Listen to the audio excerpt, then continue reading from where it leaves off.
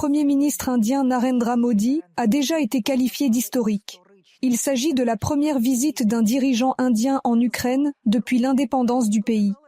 L'Inde est l'un des acteurs les plus puissants du monde, qui rivalise avec la Chine et prétend être le leader du Sud. Elle peut donc jouer un rôle particulier pour mettre fin à la guerre russo-ukrainienne.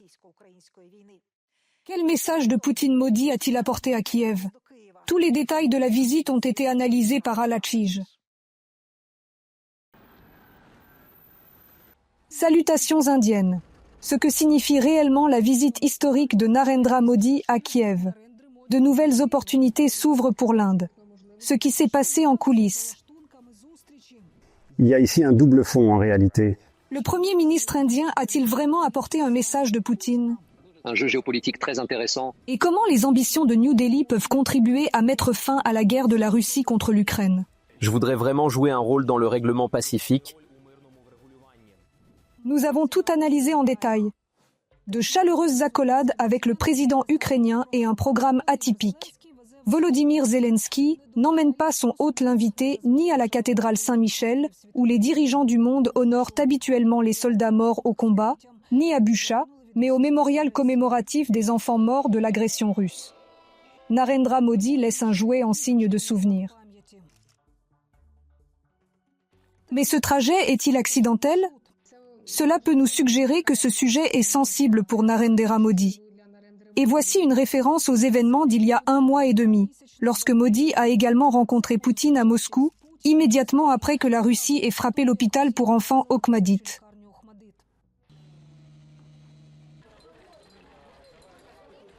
Le Premier ministre indien a ensuite déclaré que lorsque des enfants sont tués, on a mal au cœur.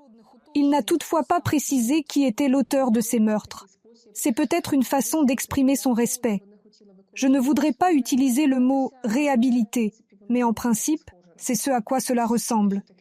Si c'est ainsi que Modi exprime ses condoléances pour cette tragédie, il semble que, par sa visite à Kiev, il ait voulu montrer qu'il ne soutient pas l'agression et ne rejoint pas l'axe du mal. D'autant plus qu'il a reçu une vague de critiques pour sa rencontre avec Poutine. Il y a beaucoup de spéculations quant à savoir s'il a été informé ou non de l'attaque d'Okhmadit. Mes contacts indiens disent que cela semble être le cas, mais il était déjà trop tard. Mais il est question de soumettre une légende afin de sortir d'une manière ou d'une autre de cette situation désagréable. Mais bien sûr, ce n'est que la partie émergée de l'iceberg politique. Il y a d'autres arrière-pensées qui déterminent en fait les mesures prises par les dirigeants du Sud. J'en reparlerai bientôt. Mais pour l'instant, quelques traits de la cuisine politique de l'État sud-asiatique.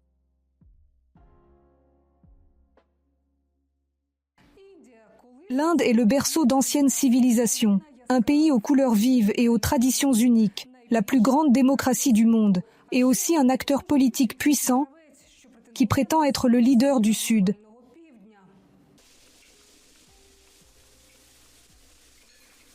Et qui équilibre entre l'Occident, la Russie et la Chine depuis longtemps.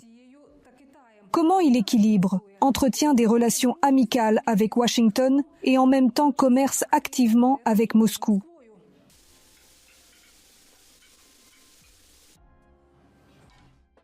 Les Indiens sont très friands de plats épicés et n'en abusent pas avec les épices dans la cuisine géopolitique.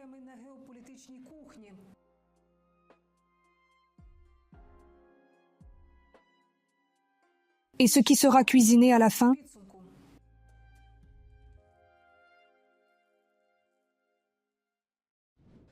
L'équilibre est déterminé par des intérêts économiques. New Delhi essaie de faire sortir le plus possible de Moscou, du pétrole à prix réduit, des armes. Si l'Inde a un partenaire plus attrayant dans ce contexte, l'Inde utilisera ces opportunités qui s'ouvriront à l'avenir. Il convient de s'en souvenir. La position indienne n'est ni pro-ukrainienne, ni pro-russe, mais pro-indienne. L'Inde, avant tout, cherche à réaliser ses propres intérêts nationaux. Si la Russie peut satisfaire à cela, alors l'Inde continuera à l'utiliser, sans rejeter les relations avec l'Occident, qui permettront à l'Inde d'élargir ses marchés, d'obtenir de nouveaux investissements et de faire un bond rapide vers le haut. Mais pour cela, New Delhi doit au moins suivre les États-Unis dans le sillage des questions politiques clés qui auraient été clairement évoquées par des partenaires démocratiques. Ce n'est pas qu'il y ait eu une condition directe à Modi, mais la situation est telle qu'il comprend clairement les conseils non verbaux selon lesquels cela devrait être fait, et son arrivée en Ukraine le place de la tête et des épaules au-dessus de ses partenaires européens que Xi Jinping. À Pékin, les gens se demandent pourquoi Xi Jinping ne s'est pas rendu à Kiev avant Modi. Ce n'est pas un hasard si la République populaire de Chine et le camarade Xi ont émergé. Le fait est que l'Inde est désormais en train de devenir un contrepoids à l'Empire céleste. Les États-Unis tentent d'affaiblir leur principal ennemi géopolitique avec leur aide. Et pour New Delhi, c'est une chance de devenir un futur leader du Sud global.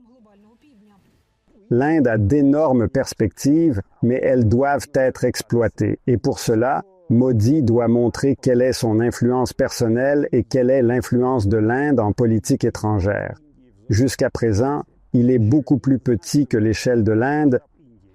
Et le processus a déjà commencé après le soutien effectif de la Chine à la Russie. La plupart des entreprises occidentales se réorientent de là vers l'Inde. Et puis, il y a la visite de Narendra Modi en Pologne. Cela a eu lieu au milieu de cette semaine, et après nous. Et si l'Inde pouvait reprendre l'échec de la mission de maintien de la paix de la Chine? Puisque la Chine a déjà perdu toutes les chances possibles de jouer un rôle constructif, comme elle l'a répété à plusieurs reprises, une fenêtre d'opportunité s'ouvre pour que l'Inde prenne l'initiative. Et c'est là que nous en venons à la question principale. New Delhi peut-elle accélérer la fin de la guerre russo-ukrainienne? Et quel message Poutine a-t-il envoyé au président ukrainien par l'intermédiaire de Modi? Mais y avait-il un message en fait? Afin de transmettre un message dans le monde moderne, il y a tellement de canaux. Il n'est pas nécessaire d'avoir un premier ministre indien entier. Si le message est porté dans différentes directions, alors le premier ministre de l'Inde ne sera pas à Delhi, mais fera la navette entre différentes capitales. Nous devons parler aux autres, aux Américains, aux Chinois, à l'UE, aux acteurs clés. C'est juste, mais les experts ont une opinion différente. C'est ce qu'il a fait, mais pas littéralement. Il a partagé certaines des informations dont il dispose, peut-être même pour faire avancer le processus de paix. Mais on en est encore loin. Dans le même temps, Modi a déclaré à Poutine que l'ère actuelle n'était pas celle de la guerre, et au président ukrainien que l'Inde soutenait l'intégrité et la souveraineté de l'Ukraine. Je vous remercie du soutien de l'Inde à notre souveraineté et à notre intégrité territoriale. La question de la fin de la guerre et d'une paix juste est une priorité pour l'Ukraine.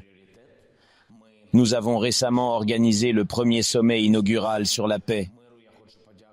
Je tiens à remercier l'Inde pour sa présence à ce sommet. Un signe important pour Kiev. Un politicien indien est arrivé à la fête du drapeau ukrainien, à la veille du jour de l'indépendance. Et c'est un signal très éloquent. En Inde, rien n'arrive par hasard. En Inde, il doit toujours y avoir une histoire, une légende, un indice. Et la principale déclaration qui a été faite lors de la visite? Je vous assure que l'Inde est prête à apporter sa contribution proactive à tous les efforts déployés pour parvenir à la paix. Personnellement, en tant qu'ami, si je peux jouer un rôle, j'aimerais beaucoup le faire dans le cadre d'un règlement pacifique. Mais l'Inde est-elle prête à abandonner le multivectorialisme et l'équilibrage pour se ranger du côté de l'Occident et de l'Ukraine? Il est peu probable que nous assistions à de véritables changements tectoniques dans la position de l'Inde sur la guerre en une seule visite. Très probablement, même sur les tribunes internationales, l'Inde poursuivra sa tactique consistant à ne pas voter pour ou contre les résolutions ukrainiennes et s'abstiendra lors des votes. De plus, il faut dire que la diplomatie indienne, en plus d'être pratique et pragmatique, est aussi très discrète. New Delhi peut-elle vraiment devenir un nouvel artisan de la paix plus habile que ses prédécesseurs? L'Inde ne propose pas actuellement de nouveaux plans de paix, mais est prête à soutenir les pourparlers. Nous devons faire appel à l'Inde pour nous aider à mettre fin à la guerre dans des conditions qui nous soient favorables. Sur le plan pratique, les parties ont signé des documents sur la coopération dans les domaines de la médecine, de l'agriculture et de l'aide humanitaire et ont discuté du renforcement de la coopération dans le commerce, les produits pharmaceutiques et l'industrie de la défense, ce qui est très important pour l'Ukraine à l'heure actuelle. Et nous avons vraiment besoin de ce soutien maintenant. Nous avons besoin d'investissement. Les Indiens sont peu enclins à prendre des risques. Nous pouvons donc parler de projets essentiels dès maintenant. Nous pouvons parler de coopération dans le secteur de la sécurité.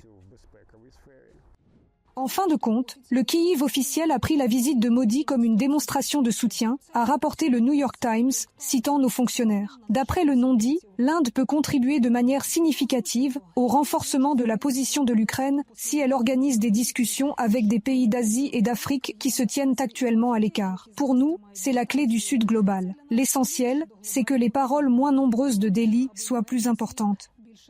Al-Hachij, ICTV, Fakti Tijnia, les actualités réunies.